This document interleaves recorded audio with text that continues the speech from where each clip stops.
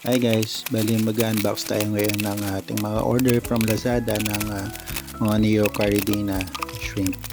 At ilalagay natin sila sa ating fish tank. So inabot lang ito ng 3 araw. So kung makikita, buhay na buhay at masisigla yung aking mga order. Bali yung order natin ay yung orange pumpkin, dalawa, tsaka dalawang blue, tsaka dalawang black na Neo Caridina shrimp.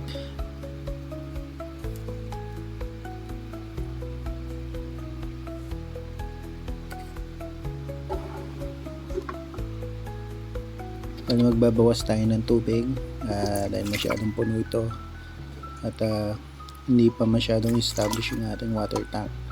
Bali nasa 1 week pa lang yung ating water tank, maliit lang ito at hindi naman gaanong maselan yung ating mga alaga.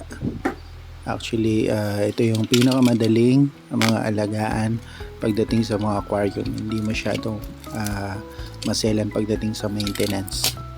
Bali meron din siyang libreng halaman na pang aquatic. Bali sinama ko na yung tubig niya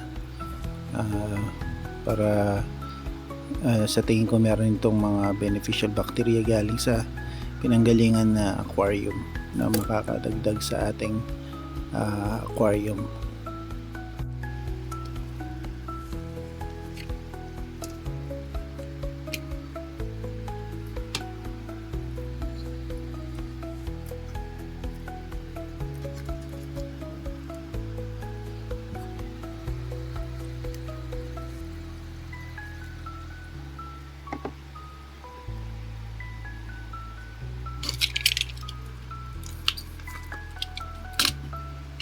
Bali yung ginawa natin is binabad muna natin sila na nasa kanilang mga plastic pa para ma-adapt nila yung temperature ng tubig at hindi sila ma-water shock.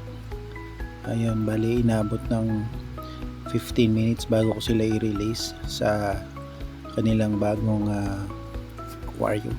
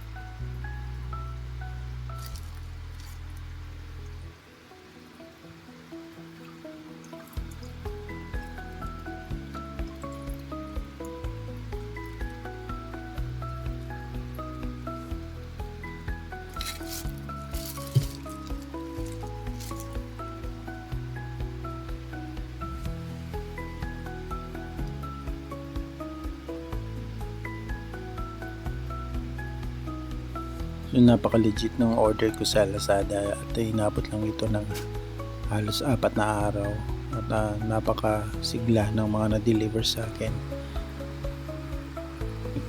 Bali yung total na shrimp natin sa ating aquarium is 9. Bali dalawa yan yung nasa tank, tapos may order tayo na 6 plus meron siyang free na isa, kaya mamot ito ng 9 lahat na nasa tank.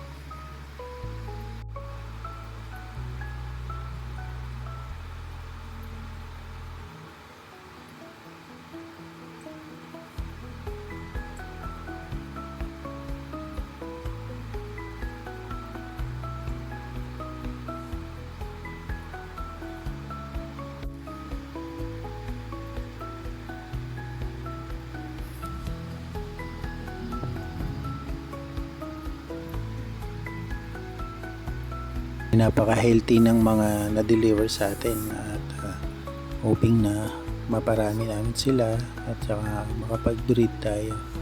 And looking forward tayo na dagdagan pa sila para mas dumami pa sila at mas maganda silang tingnan dahil mas marami.